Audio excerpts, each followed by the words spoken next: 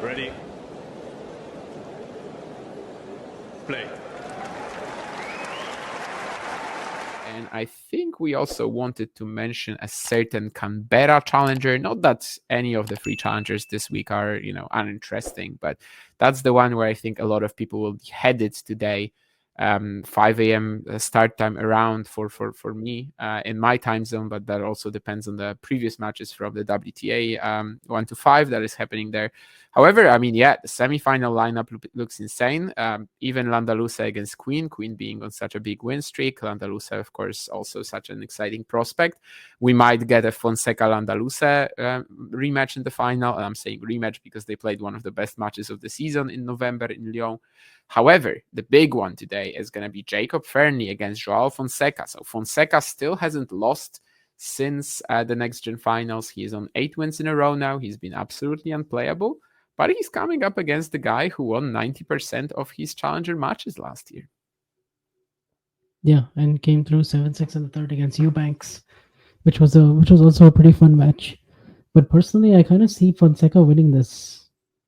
I just Fearnley is in really good form and he's really good, but like, does he kind of really have the weapons to hurt Fonseca the way he's playing right now? I question that a little bit. Maybe I'll be wrong, and Fonseca, might be a little bit inconsistent in the match, but I kind of expect Fonseca to come through this. Just the way he's been looking so far. This week and also next gen finals. Yeah, thanks Ghosty for elaborating. I will look at it. Of course, if it's detrimental to her movement at some point, that might be an issue, as that's such a big part of her game. Fonseca, yeah, I think he's a pretty solid favorite against Fearnley. Like, the only thing I'm thinking about is maybe, okay, so he's played 8 great matches in a row. He's got to have a stinker somewhere. But if it doesn't happen, yeah, he's probably better. I think people have been saying that like Jake isn't playing as well as he was in 2024.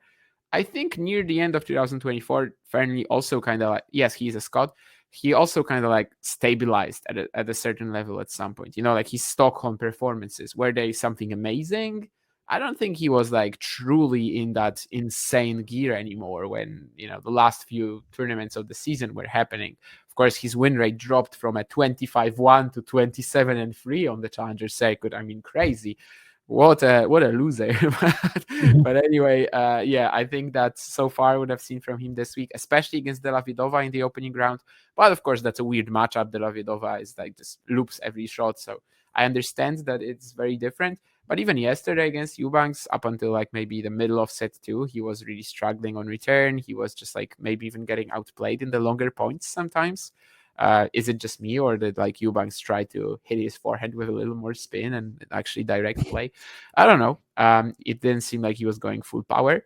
But yeah, I mean, the quality of play from Jake has been a little like, just middle of the road. So Fonseca, if he doesn't drop that insane intensity, he will definitely be the guy to watch here. And also the guy to watch in the Australian Open qualifying coming up. I mean, as of right now, it seems pretty likely that Fonseca can just win this event, qualify for Australia, and win a few rounds there. Yeah, that's literally what it feels like right now. Because, yeah, I mean, you said like maybe he's bound to have that one match. I still think even if he does, he should be kind of good enough to navigate through it right now. But maybe, you never know. Like, if he doesn't, it's not the end of the world. He still has qualities. But I just think it's all like kind of up and up for Joao right now. Yeah, I think if Fonseca like has that poor match against someone like Fearnley or someone like Landaluce, it's not guaranteed that he's gonna get through it. But let's assume he gets to Australian Open qualifying, and that stinker in the opening round comes against, I don't know, I don't want to single out anybody, but let's say Brandon Holt. Yeah, Okay. he probably still wins. Or like Yu Su. I mean, yeah, he probably still wins then. So I think maybe that's going to be the goal, for that stinker to happen against someone he will still beat regardless. And it feels very doable. So to me, he's kind of in that Sabo Wild boat right now, 2023 Roland Garros, when you just see that, okay, if this guy gets through the qualifying, he's going to have wins in the main draw. And Thiago Seybold, of course, gets Daniel Medvedev in his opener, and he still won. That's kind of where I think Fonseca is at the moment. I'm not saying if he draws Medvedev at the Australian Open, he's going to be the favorite to win. But there's a lot of players in that main draw who would be afraid of him. So I think for kind of like the sake of all of us involved and kind of for the sake of tennis, maybe even in a way going really big with the phrasing here, it would be very good if Fonseca made Australia. If he doesn't, like for him, it's not that big a deal. Like he's just gonna make it, by Roland Garros or whatever to the top 100. Who cares? But in terms of just like the excitement we might get from the draw ceremony too, and just seeing where one of the unseeded players, so just like Kyrgios, right, is also gonna be someone that no one wants to have in their opening round. It's just good to have players like this, where it doesn't feel like it's just numbers getting drawn. And it's, I don't know. Again, I don't want to single out anybody, but Novak Djokovic isn't gonna be thinking, if Alexandra Miller is in my first round draw, I don't know, man. But he will not like Fonseca or Kyrgios because, well, he's still probably going to beat them. But it's just, it's just much more tricky. Yeah.